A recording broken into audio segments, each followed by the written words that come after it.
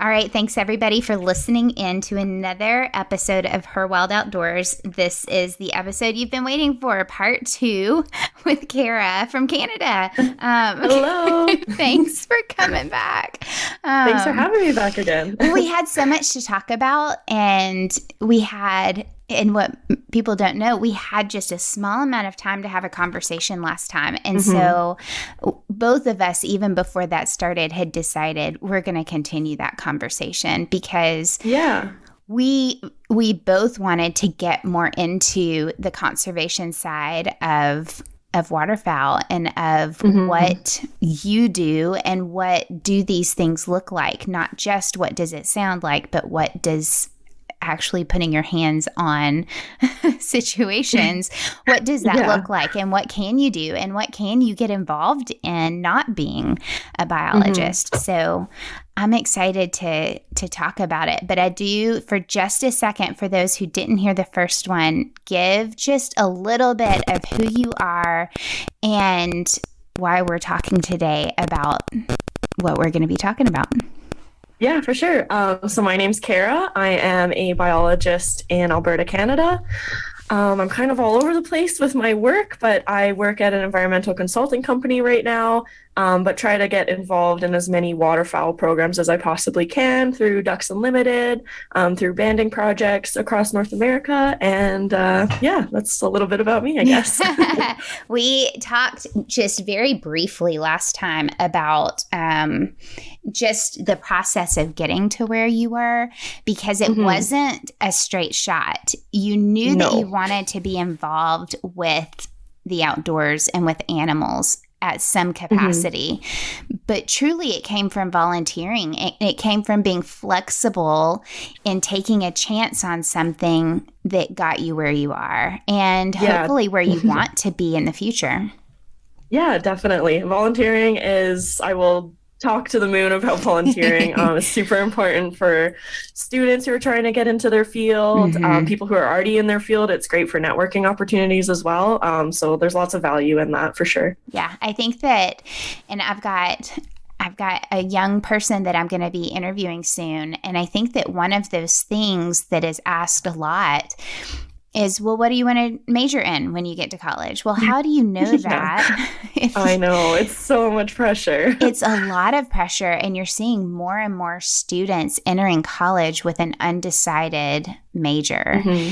And I think that decisions don't necessarily have to be made right then and there, but I think that you would have a little bit better of a clue of what that would be if you dabbled in a whole lot of different things, and that might be voluntary. It might not be being paid for it. And so being able to say yes to things that you can, and being flexible in that will open up doors, not just for you, but for what you might learn along the way. You might learn that that's not for you, and you wouldn't have known that unless you had been in that situation. Yeah. And how awful would it be to go through a 4-year degree and decide you don't like what you did your degree in? 100%. I was a math major the first year that I was in college. And it was because I had a fantastic math teacher from middle school all the way through my senior year, and I was in advanced classes, but it was because I loved how she taught, and so I just thought, well, I'm just going to go straight into being a math major. Well, I was fine with most parts of math, but when you got into proofs and things that changed, and I was like, no, math is supposed to be factual, and it's supposed to be concrete, and it's like something that I can stand on and stand by, and you're telling me that there's room for questioning things. Wait, hold on. What? It just turned into something that I realized was not what my end goal wanted to be. And it took a year of, thankfully, mostly baseline credit to figure it out. But I mean, what if I had gone straight into that and wasted a whole year on it? Like I should have been volunteering. I should have been tutoring. I should have been stepping into roles of leadership in our school that had to do with math. And so I think I would have figured out sooner rather than later that was not the place I wanted to be. At least it didn't go further than what it did. Correct. Oh, correct. Kudos to you, because I'm not a math person. I could not imagine majoring in math. It's really Do fun. not have that brain. No, I think that the best part of photography and why I love photography is it hits both sides of my brain. It hits the science side and it hits the creative side, and I get to utilize them both. That's awesome. I think podcasting I get to do the same thing. And if you think about hunting and fishing, there is still a science to it. There's still for sure so much that goes into biology and to knowing the habitat of what you are around. So it kind of feeds still both sides of my brain, and I love it. It's funny, I'm at the house of a really good friend of mine who we met my freshman year in college. So it's ironic that we're talking about that year in this space, because she walked through it with me, and she's like, "What are you doing?" And I don't know. But I think that it's okay for you not to know, but I think that it's also really good to try some things out, a few things, to figure out definitely which ones are a no and which ones are a yes. I think it would save on therapy later. Yeah, totally.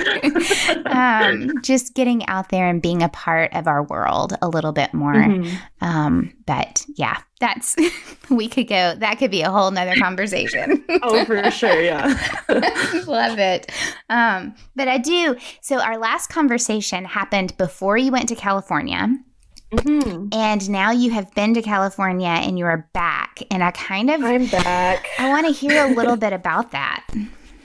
Yeah, so it was my first time rocket net banding, which was an experience that I didn't have expectations going in, I guess, but I also didn't really know how the whole technique worked. So I definitely learned a lot with that. And the California Waterfowl crew is absolutely incredible. I have nothing but good things to say about them. But yeah, it was definitely a different experience than what I've been used to, because with our swim-in and walk-in traps, you're always guaranteed to be getting ducks in a day. Whereas with rocket net banding, you're very restricted with your weather. If the bird behavior isn't really conducive to your shooting of a net, there's a lot more factors that are just completely out of your control, and you kind of just got to fly by the seat of your pants. As far as shooting a net, you don't really get to decide if you're shooting a net that day or not. The weather or the birds decide that for you. So having patience, that was a new thing to kind of discover, because I'm just like, yeah, let's shoot a net, and it's like, no, it's windy, we can't. What would you say in comparison to how you have utilized different techniques in the past? Which one, if you had your choice, would you rather, and why? Ooh, that's tough, because I think they all have different pros and cons to them. So with the swim-in traps and the walk-in traps, if you're having a really bad weather day and it's really rainy and windy, those birds are still in that trap and you still have to work. Not that that's an issue. Obviously, we're apt to work in unfortunate weather conditions, but you feel bad for those birds that are in those traps. They get they're waterfowl and they're ready to be wet, but they get really soppy and they get cold, and they kind of just, I don't know, their behavior changes when they've been in a trap and just been hitting by those waves. So in that regard, I think that's kind of a con of the swim-in walk-in traps, whereas the rocket net banding, if you're having bad weather, you're just not going to shoot that net, and there's no ducks that are going to have to deal with that condition. But then on the other side, you're getting ducks every day. So it's kind of just a balancing act, I guess, of what you're going for. The rocket net banding too, you're able to hit so many more birds. I think before I got to California, they had a net, I think, of 257 birds in one shot. That's absolutely incredible, because one of our traps would maybe 50 birds in one trap. And that's dependent, again, on if they're attracted to that trap, if they want to swim in it. Sometimes we can have 3 traps all beside each other and they only go into one trap out of the 3. So again, you're relying on the behavior of the bird, what they want. It's completely their world and you're just living in it. So that's it's a tough question to answer. I think they all have their spot of being a good technique based on location and weather situations that may arise. So yeah, that's how I'm going to answer that question. I think that like with everything, when you're dealing with going into the wild and going into their habitat and putting your hands on something, you're going to cause stress. And so yeah, exactly. You're trying to figure out the less stressful opportunity for them while still being able to get a hold of them. And exactly. And so I think both of those, from what you're saying, as long as you do it correctly and as long as you're checking those traps, the swim in and walk in traps, as long as you're checking them regularly, yeah, then both of them, as long as you're doing it right, are staying that low stress opportunity for that. But yeah, exactly. But yeah, I was wondering about that. I was wondering which one you would have chosen. But I think, like you said, it kind of is based on the environment and on what, like, it'd be nice to have the option to do both. Yeah, honestly, both would be great, because if you're having a bad weather day for rocket net banding, then at least you have the swim-in traps to rely on. Yeah. But I did talk to Brian Huber about that, and with hunting season coming up and them having such a wide array of food resources available, swim-in traps may not have been the best technique to utilize, because we can't bait them. There's nothing to kind of attract them to go into those traps. So they're kind of in a situation where they have to rocket net band, because those swim-in traps are just not going to be useful to them, because there's no point. The birds will be like, why do you want me to go in that trap when I can sit out here in the freedom area and enjoy just eat myself. whatever I want? Yes. So yeah, exactly. So it's just dependent on the season as well. So just coming into hunting season, you don't really want to be baiting. There's no point to baiting, because they're just not going to be attracted to that when they have so much resources available to them. So I love it. I'm glad you had a great experience in California. Yeah. I think that, I've talked, you and I had this conversation, was it 2 weeks ago, that we have a mutual friend who is in the waterfowl world, and he and I were both talking on the phone a couple of weeks ago about Louisiana, and there's a lady down there that I want to volunteer my services to go, and I think that you and I should do it together. Yeah, let's go to Louisiana, Amy. It's going to be a great trip. Let's go down see there Mama Duck. and band some ducks. And she takes volunteers, and I would love to go through that process of because I think that takes on not just the responsibility as a waterfowl hunter, but takes it back. It takes it back to being hands-on with that animal and with the environment that it's in and the habitat, and to see what part I can have, not even as a biologist, but as somebody who wants to invest in what I'm hunting in a good way. And understanding your resource a little bit better too. Yeah, I would love, and I think that you and I both agreed on this. I think that not enough. I mean, when you get a duck that has a band on it, we know that you can look it up and you can let people know that you've got this, and like there are those kind of things. But I want to know the process of banding. And I think that there are a lot of people out there that would like to know that process and what it looks like and what it involves and why. So if you could give us a little bit of that, I would appreciate it. Yeah, for sure. So I guess I'll speak from my past experience in Alberta and Saskatchewan first, just because I still don't feel 100% confident on all the procedures that go into rocket netting. But so in Saskatchewan and Alberta, our banding season kind of starts end of July. So at that point, we kind of start scouting out our banding sites that kind of have been used in the past years. We have some spots that kind of just continually get reused just because we know that they're reliable. So we start doing our scouting end of July. If we feel that the birds are hanging around there, we'll start baiting as well. and just continually hitting those sites every day, seeing how the bait's going, if they're hitting the bait, if they're not, and kind of just adjusting as needed. Yeah. During this time as well, those birds are molting. So this is when we want to kind of target them because they're not going to be flying. They're kind of loafing in the area. They're not going to be moving too far away from the area that we are banding or wanting to band in. So yeah, we're baiting them. We're seeing if they're hitting their bait. And after a few consecutive days of seeing that they're hitting the bait, we'll put up a swim-in trap or a walk-in trap. And then from there, we just keep baiting and hope for the best.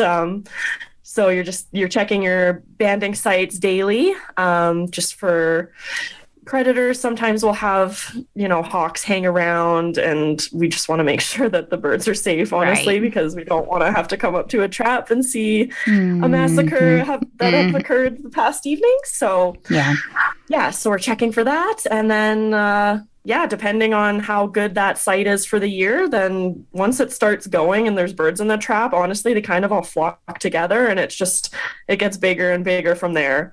Again, depending on weather, sometimes if there's a storm that comes in, it'll be a little less in the trap, and that's kind of a good thing. We don't want those birds to be in a trap in unconditional weather conditions. Overcrowding, and then just wet birds are not fun. They're not happy, and then we're not happy either.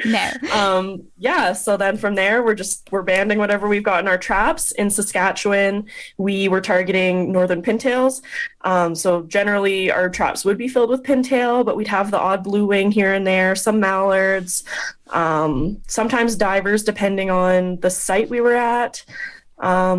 And then in Alberta, our target was mallards. So we were getting lots of mallards, lots of pintails, a few blue wings, a smaller amount of green wings, and just, kind of a mixed bag throughout the season. But generally mallards for the Alberta banding crew. I'm going to interrupt you for just a second. How many is usually on your team when you check the traps, and when well, and I mean, I know that checking traps is probably one thing, but when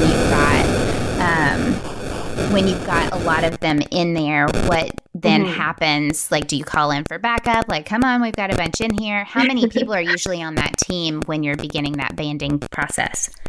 Yeah, for sure. So when we're just in the beginning of our season, just scouting and baiting, generally it would be like one person to two people together in a truck. And then we'd all kind of like split up and go to our different areas, just because that's super easy. You don't need backup for that. Once traps were up and birds were starting to flock into those traps, then we'd kind of go together in a crew of 4 to 5. Sometimes we'd split up depending on how the sites were doing, but generally we'd all kind of go together, just because a lot of birds, it's just easier to handle and deal with the bands if you have more hands available to you. And then in Alberta, it was just the crew of 2 and then the crew of 3 when I was around. So they're troopers. They killed it and did so amazing, just the 2 of them. Sometimes had a little bit more backup if the boss man was around. But it's just dependent on crew size as well. So just with COVID and everything, it's hard to get volunteers and deal with that situation as well. So the more hands, the better. And that's the same for California waterfowl. You need more hands to get those birds out of the rocket net, just to decrease mortality and any stress on the bird, just be as quick as you can. So more hands, the better. But sometimes it's difficult, especially in COVID situation this year. So I get that. Do you normally take COVID out of it? Would you guys put forth any kind of message? Hey, we're going to be having banding season right now. We've got birds coming in. Are all hands on deck kind of volunteer situation, or do you need to be trained for it?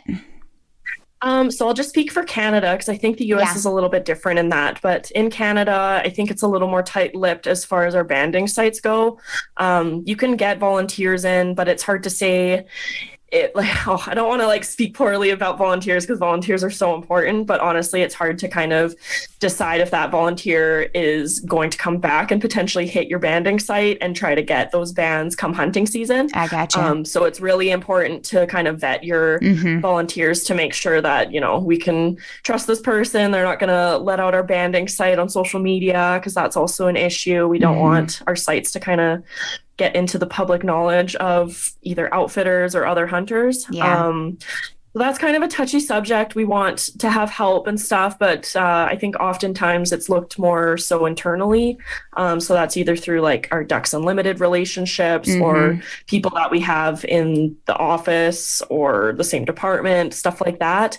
So in Canada, it is a lot more difficult to get involved with waterfowl stuff outside of the government. And that is one area I wish we could kind of work on and improve, but I still see it though, right? I still see the need for vetting. I still see the need for being careful. You don't want, if you want to continue having the ability to band and the ability to check on things and the ability to observe these birds, any kind of disruption would push them into a different place. And that takes valuable time. It can change their habitat. It can change, honestly, their habits, which then can change how they move and how they migrate. And you just have to be careful with that. So I get the caution in it. It would be interesting to see how different it is for the different parts of the United States. I know that California Waterfowl does call for volunteers to kind of help them out. So that's why I didn't want to include them in my answer to that question. But at least for Canada, it's kind of... Yeah, Ramsey was saying that down in Louisiana, they do the same thing. So I wonder, I think that there's still, from what he said, it's still an application process. It's still, checking you out and checking who you are and honestly your motives behind it. For sure. So I think that they're still very careful, but I think that, like you said, they're a little bit more open to the public being a part of it, depending on who you are. Yeah, exactly. So they've, pros and cons there as well. It's good to get volunteers involved, but you just got to make sure that it's the right people that are getting involved and they're not going to exploit your site or let other people know what your site is. Yeah, and exactly. Since we keep reusing our sites, a lot of times we'll go back to the same site and they're still good to us. So we don't want to give that up. But, right. Yeah. So the banding process itself, where do you go from the point of, okay, there are birds in the traps. Yeah. What now? So we have catch cages. I'm sure you've seen pictures of them. They're just like those orange plastic crates with a little sliding door. Yes. Some of them are built a little differently, but general idea is the same. So we will go up to our trap. There's a funnel that the ducks will swim into, at least in our swim and walk-in traps. So someone will stand there to kind of just mitigate any escapees. We don't want any to get out. So someone will kind of guide and watch that door trap. And then there's someone that goes inside of the trap to net them all and grab them. And then we have a third person, hopefully, to put them all in the catch cages. So try to do that as quickly as we can, just because it's stressful on the birds to have to keep swimming away from us. They're kind of terrified. They don't understand what's going on. Once we've got all the birds in our catch cage, we bring them back to the shore just so that they're not sitting in the water, because sometimes in the mornings the water has been so cold. And if I'm cold, I'm sure the birds are cold too. So bring them back to the shore, and we have our bands all kind of organized. And depending on who you're working with, the bands can kind of be a point of interest, I guess. Someone will either stand there and hand them to you, or depending on how experienced the crew is, you can kind of just grab the bands as you need them. So you grab a bird, you figure out if it is a male or female, what species it is, age it, and then there's a band accordingly for whatever bird you have in your hands. So grab your band, put on your band, and then let it fly away. But if it's molting, we don't throw it. We'll just put it down on the ground, and then it'll kind of flop away and swim away from us. So that's so interesting, because it's I'm wondering how many youngsters versus older birds do you see? Is there a mixture of it, or do you notice more young birds than older birds? It was kind of a mix at the beginning, and then it slowly kind of went to older birds. But yeah, initially it's a mixed bag of hatch years and then adult birds. And then also once you're starting to see the adult females come through, they're feathers are so raggedy, and you could almost be like, oh, is this a hatch ear? Because you see the notching, and it was, I don't know, we'd have fun with it because we're like, is this an old lady or is this a young lady? Like, we don't know. So yeah, looking at those feathers and really getting to look at the bird in close detail is really fun. That's like my favorite part of it.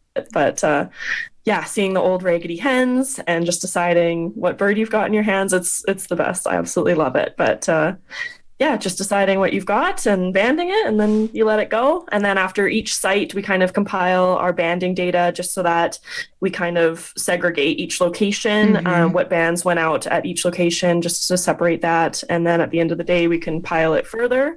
And yeah, just go on day by day until the end of the season. I love it. I love the science behind it. I love data. I love like the more I can know about things, the better I feel like, the better educated I am. Yeah, and then the better hunter I can be, or the better conservationist I can be. I think that it is so interesting to me that you can tell so much from just being hands-on. And it kind of goes into the, like, one of my questions is how when you do take these birds in, do you find banded ones that have come back?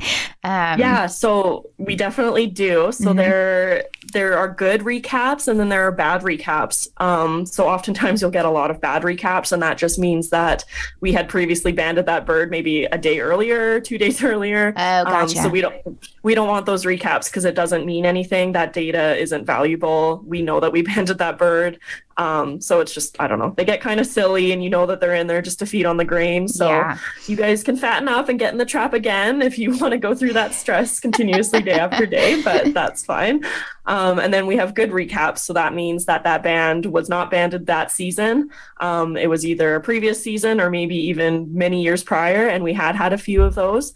I didn't get to ask the information about our recaps. I'll put that on my list of things to do. But yeah, we had some older recaps, which is super cool. And just being able to see that there is fidelity to our sites, which means that they're returning back to those areas year after year. That's really valuable data and so awesome to see. It makes me happy. So yeah, it's pretty cool. That is cool. I love knowing that, and we all know that birds, they leave and they come back, and they leave and they come back. It's just, it's another thing. It's totally different when you get to see that process. Yeah, exactly. It's like, oh, you came home. Totally. And then you went in our trap again. Like, you know this process. Why are you doing it again? But it's so much fun. I love it. That is really cool. Do you guys get phone calls from people, or the text messages or the emails from people who have been hunting and they catch your bands, or do you receive that information back?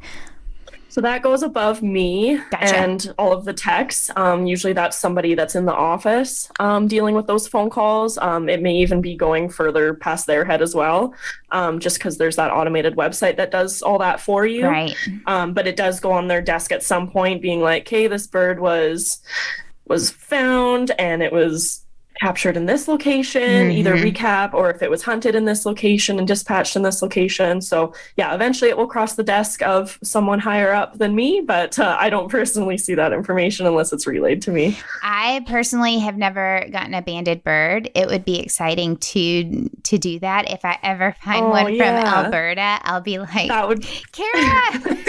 Yeah, that would be amazing. Like, possibly I banded that bird, right? Yes, I'll be calling you up. Oh my goodness, you won't believe this. I love it. And I think it's something that kind of makes it full circle, right? If you are able to get in on volunteering for that, and then it comes full circle, maybe not that year or the year after that, but maybe that third year or fourth, like whatever the process is, having a connection and being like, okay, I know what it took to do that. Or wait, hold on, this is from the same place that I was at. Like that would, it is so much bigger than just shooting a bird.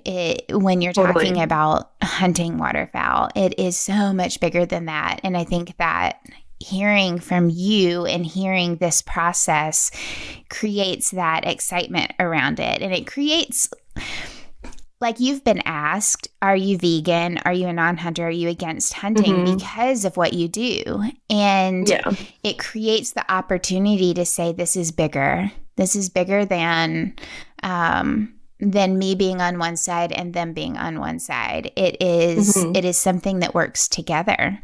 And yeah, for sure. Being able to work not only on the front side of it, but as a hunter on the other side, and concluding that life cycle of a duck.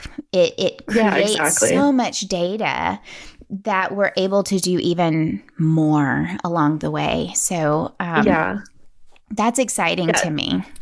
It's great. And honestly, like, I check myself every day and just feel so blessed and grateful that I get to be a part of something like this. Like, it's so much bigger than me. It's not just me going and banding a duck. Like, this whole system is so much bigger than me, and just being able to share that with everybody and getting to have that connection to a food source, a resource, conservation. It's amazing. I'm very happy and feel really grateful that I get to do this and have this as my career. So it's amazing. So you don't just do ducks though. We talked a little bit about snakes, about tagging. The snakes earlier. I think I got more messages from, it was just the sneak peek to your last podcast about talking about snakes. I got so many messages about it.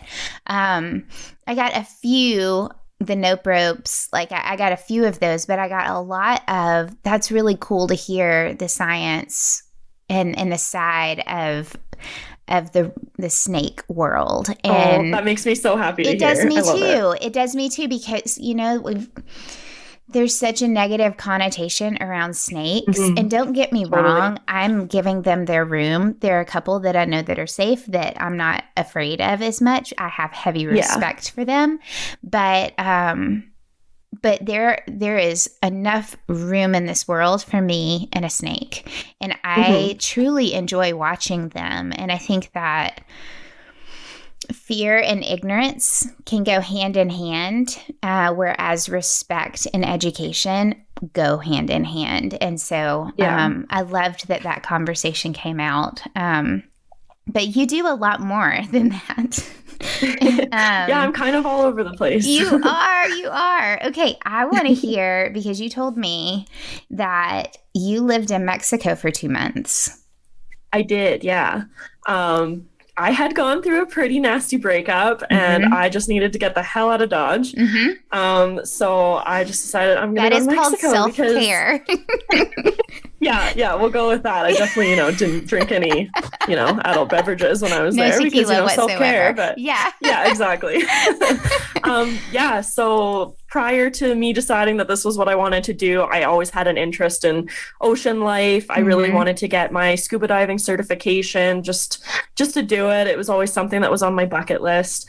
I ended up going to Mexico for 2 months, and I worked on a sea turtle project, and also got my scuba diving certification while I was there. And oh my goodness, it was a great experience. I'm super happy that I did it. I miss being by the ocean some days, but also I love being inland too. I get my waterfowl and all of that. There are the sea ducks, but focusing on the sea turtles, it was just amazing. And the people that I met, the culture there, it was, I don't know, everyone needs to kind of do an eat, pray, love trip like that. I know I didn't go to Europe or anything, but going to Mexico was great. I really needed that at that time in my life. There's nothing like the Gulf. I'm sorry if anybody's listening to me from anywhere else, but it is where I've grown up, in the Gulf waters of the Gulf of Mexico, and there's just nothing like it. But to be able to work with sea turtles, I've been on the eastern coast of Florida a couple of times during the laying season.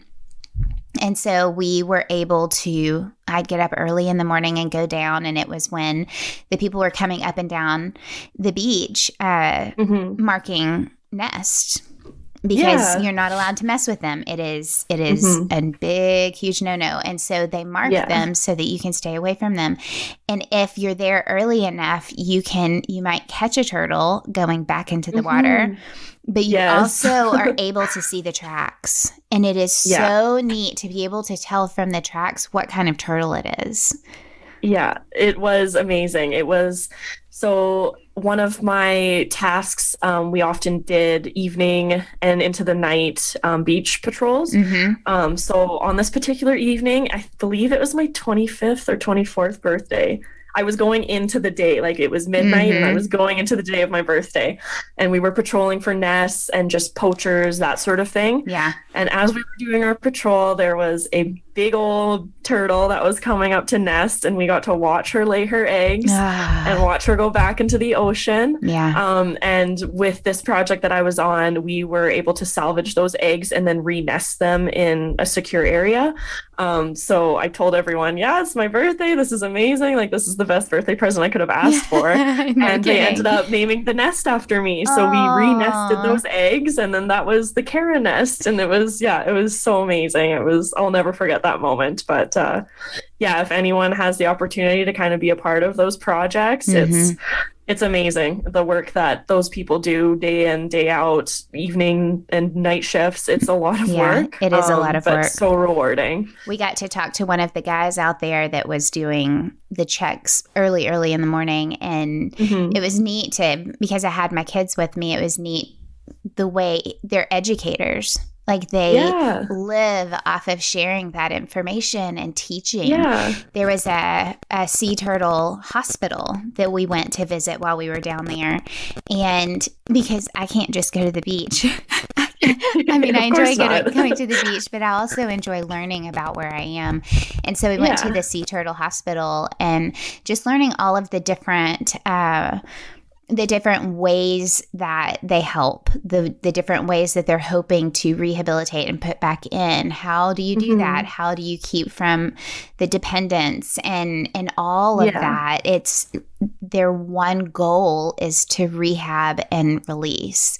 And sometimes you're not able to do that. So what does it look like after that? We saw those big, what are those huge crabs that they're like bigger than me. I know what you're talking about. Oh my goodness. And we walked up on a huge beach of those. Like it's amazing to be able to see just how people work to keep things going. And you get a lot of grief on, well, if we don't, like, why do we have to put our stamp on things? Well, we have to put our stamp on things because we cause these problems. Yeah, exactly. And we're fixing them because the number of humans is exponential, and we are now creeping into their habitat, and we are creeping into their world, and our trash is creeping into their world, and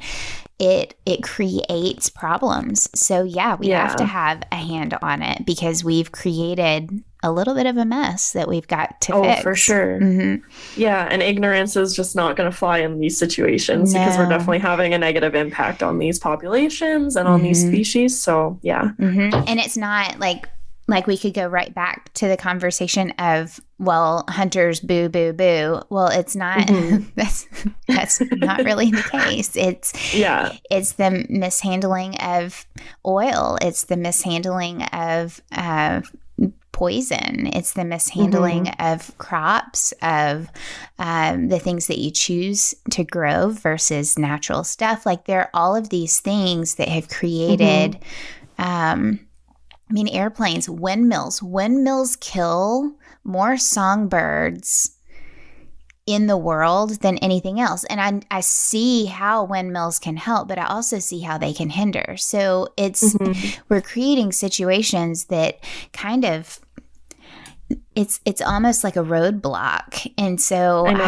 it's hard. It's hard to fix one thing without hurting another thing. And for sure. So there's a need for people to come in and to do things like you've been doing. Yeah. Speaking of songbirds, you also said that what was it, that wet owl banding? What is that? Oh, saw-whet banding. Oh. Yes. Yeah, so I worked on a bird observatory near Edmonton for a little bit, and that entailed putting up mist nets. So the mist nets kind of stretch along trunks of trees, and they're quite high up, just so that the birds are flying in there. And the target species was saw-whet owls, which are owls that are like, I can't even begin to tell you how small they are. They like maybe the size of my hand, depending. Teeny tiny. Yeah, they're so tiny. Definitely look up a saw-whet owl after this podcast and see how cute they are. But yeah, we were banding saw-whet owls for a little bit. And sometimes you'd have some songbirds kind of end up in the mist nets as well, and we'd process them as they came in. But yeah, the saw-whet owls are so amazing. They're just adorable. I'm going to have to look and them anyone up. Can, yeah, and just with that bird observatory, anybody can go be a part of that, just because the bands, you can't hunt saw-whet owls or songbirds, so the banding project is a little different. Okay. It's not that tight-lipped, so anyone can go volunteer on projects like that. I'm sure there's even bird observatories near you that participate in banding songbirds and owls and such. So okay, they are teeny tiny, like teeny tiny. Right? And they're so cute. Oh my goodness. That is so cool. I love that. Right? I was just reading, males weigh only about 75 grams and 18 to 20 centimeters long. They're so tiny. Like, you can't even imagine. You have to look them up. So North Americans, let's go into the United States. Compare it to a robin. So think about that size. Like just slightly bigger than a robin. Golly. Just a little more owl shaped, I guess. And they're all feather, right? It's make that little bitty bodies. Exactly. Yeah. Oh my goodness, they're so cute. I love it.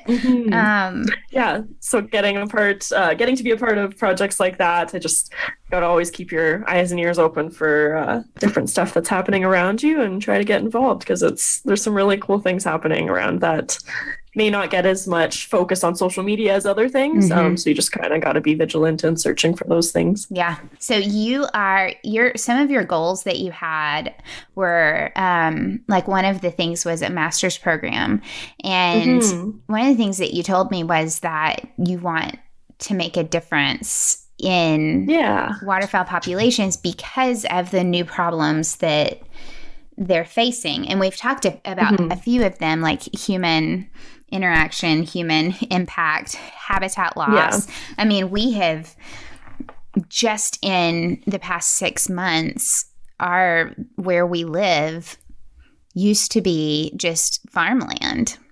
And they are almost just wiping out all of the trees and clearing everything for houses. And we're seeing more wildlife in our neighborhood because of it being pushed into a different place. And I understand there's growth. I understand there's more people. We actually have a whole lot of Californians moving to Tennessee. But where's the balance? What are you leaving? What are you creating instead of just taking away? And I think that that's where not just biologists, but, people who are creating these neighborhoods, the developers, the politicians, the city ordinances, like all of these things should be responsible. If you take a tree out, where are you going to replace one? Because that was a home for something. We just lost a tree to a storm 3 weeks ago, and there were owls in that tree consistently. And I can't help but think, and mainly because of my kids, we keep binoculars on the kitchen table because there are birds out back. And so where are these birds going? Where are the coyotes going? Where are the deer going? Like, all of these things are going through my brain because I'm a hunter. Yeah, exactly. I'm not always thinking, what am I going to kill? It is, how are they going to survive? How What impact are we having? What impact are we having? And that is a goal that you have. And I think that it's one that is valid. It is needed. Where are you hoping to do your master's soon? Are you in the process of it, or So yeah, I'm in the process of looking at schools right now. In Canada, we don't need to take any graduate school examinations or anything like that. So I have been looking within Canada, but I'm also going to take my graduate record examination so that I can kind of open doors to do my master's in the States as well. So I've been in talks with some supervisors here and there. There's some great projects out there that are focused on waterfowl and all the research and data that we can get from them through banding programs, the GPS transmitters and such. I want to get involved in a project that is going to give back some really valuable data that we can kind of make important decisions based on. And like you mentioned, the climate change thing, we're going to start seeing more and more problems come from that as flyways shift, as temperatures change. We can already see it now. Even this year was a very dry year. So that's going to impact our reproductivity numbers that we're going to see or won't see, right? And just, I want to be a part of something that is going to just make a difference and give back to the waterfowl that I love so dearly. So I'm just always looking, keeping my eyes and ears open for those master's opportunities. I write my GRE in November, so I'm hoping that that's going to open some doors for me and allow me some opportunities that I may not have had prior to that. That's kind of about it. But I want more education. I want to just continue my journey and learn as much as I possibly can. I get kind of narrow-minded when I find something I like. I just want to know everything about it. So that's kind of what I want to do with my ducks.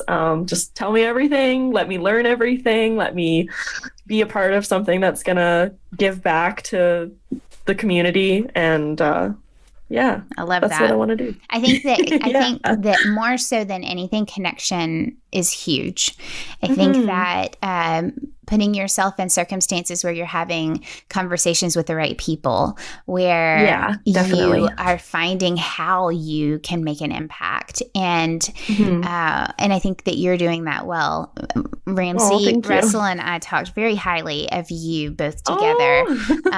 That's so nice to hear. It was exciting I think it was exciting to be exciting about the same person. And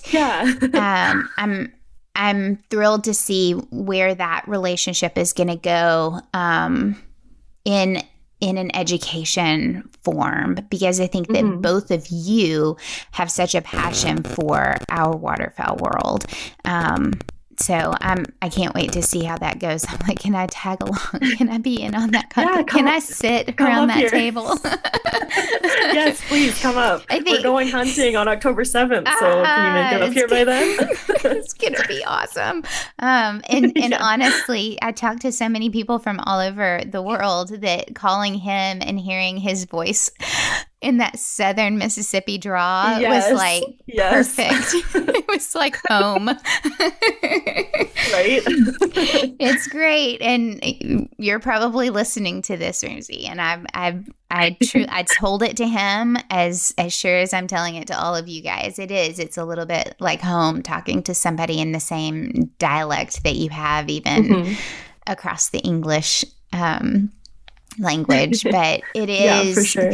His passion is very, very similar to yours. And I think that that's when you start seeing that like-minded background that pulls us and draws you together for the same causes, for the same desires to put better words out there, to educate people, to have conversations that include biology and conservation and hunting all in the same conversation. You need to come to the women's event that we had last weekend next year, because I would love to. I have not been able to stop talking about it. I was surrounded by all different kinds and types of women who weren't all hunters, who weren't all anglers, who weren't all foragers. We were all completely different coming into the same room, the same space, and respecting each other. That's amazing. It is amazing. It's being able to have an open conversation with somebody who does not hunt, but who still respects who you are because you love the outdoors just like they do. And yeah, we need more of that. We need more of that. It is so polarizing right now that it is so refreshing to walk away with created relationships of not just hunters, but of people who love to do other things in the outdoors, whether it's hiking, foraging, cooking, just whatever is their speciality, but coming together under that common ground of we love being outside. Yeah, totally. So it's that sounds like so much fun. I definitely want to come. It is so much fun. You need to come. Sorry, Wilderness. I keep bringing more people, so you're gonna have to have more space. Yes. It's just amazing. I don't think I took a shower from Thursday to Sunday. You had a good weekend when. It's true. But being able to learn not just skills for hunting, but skills for taking care of where you are. And I think that you'd have a valuable place in that. And you do have a valuable place in that. Thank you. You're a voice for that. I've been told over and over that that women have such an important voice right now in the outdoor community, to reach outside of our community and reach further. And so there's a place for that, and I'm glad that you are a part of it. Thank you. I'm happy to be a part of it, and I'm happy that we were able to connect and get this going. So, yeah, it's amazing. I know it. Okay, one day we're going to meet. Yes. Whether that's in Saskatchewan or you're going to come hunting, we'll figure it out. We're going to figure it out. I think my Canadian family is coming down at the end of this month, part of them anyway. Oh, okay. For my brother's wedding. But it's always fun to have your roots spread out all over the place. Totally. It's like having family everywhere, and family goes further than blood. So totally. You have a place in Tennessee anytime you want to come down. Oh, and you have a place in Alberta anytime you want to come up. Yes. We just have to get these borders more open. Oh my gosh. Yeah. Yeah. That's a separate issue. It is 100%. Well, I appreciate this conversation. I think that there's so much more that we will continue to have over the course of our friendship. And I'm going to be speaking to a couple of people about getting you down here for oh my goodness, for teaching. So yes. We'll figure it out. But I'm glad that you're able to take us, even as a hunter, outside of the hunting world while still involving it and making it that full circle conversation. Of course. Yeah, I think that's super important. You need both. You can't have one or the other. I don't like this bipolar viewpoint of hunting, not hunting. So yeah, it's good that we get this conversation going and have women involved in it as well. So heck yeah. Because like you said earlier, you said I get kind of narrow-minded in like that tunnel vision when you're learning something. I think a lot of women are like that. We like to know all of the information before stepping into it. And I mean, that can be a detriment to what we do if we hold off on doing things before we fully know everything. But there is value in educating ourselves. And definitely. It's like I'm soaking everything up. If you could see my sheet of paper right now with all my notes, it's amazing. It's like I take all of what you say and I go, oh my gosh, that's so cool. Oh, I love it. And I think there are a lot of people that think the same way. It's really great to know, not just that what you're hunting is wild and free and it's not from a grocery store or anything like that, but it's really nice to know who is responsible for a lot of it from the beginning. Like who's taking care of this habitat. And it's not just you as a biologist. It's not just our government agencies. It's us. It's all of us. Yep. And how can you do Everybody. that? Mm-hmm. So thank you for telling us how there are ways that you can get involved. And it might not be in Canada, it might not be in a volunteer position, but it might be on becoming a part of a board. It might be being a part of the political change that needs to happen. It might be like there are so many other ways that you can be involved by donating money or supplies. There are a lot of ways that you can be involved. Not just by taking a picture. So yeah, exactly. have the conversations. Ask, how can I be more involved? You can reach out to Kerra. You can reach out to me. I'll get you hooked up with who you need to be hooked up with. But do your part. Don't just talk the talk. You gotta put the sweat equity in. So yeah, for sure. So it's more than just likes on Instagram. It truly is. And honestly, doing that and putting the work in beforehand is going to make hunting even better. It's going to create situations where we will always have an abundance of what we need versus a lack of it. And that would be the saddest day when you're not able to duck hunt or goose hunt or all of those things. And so we've got to take our time and put the effort in on the front end and the back end to make sure that these things are taken care of. Yep. Keep passing it on. Keep passing it on. It's just as much passing it on through stories as it is keeping data and logging that information. So thank you for being a part of that. Thank you. Yeah. Okay. Tell everybody again how they can follow you. Yes. So you can follow me on Instagram, KerraAAA, and that is 4 A's. And yeah, shoot me a follow, shoot me a message, and let's get this conversation rolling. Perfect. Thank you, Kerra. Thank you.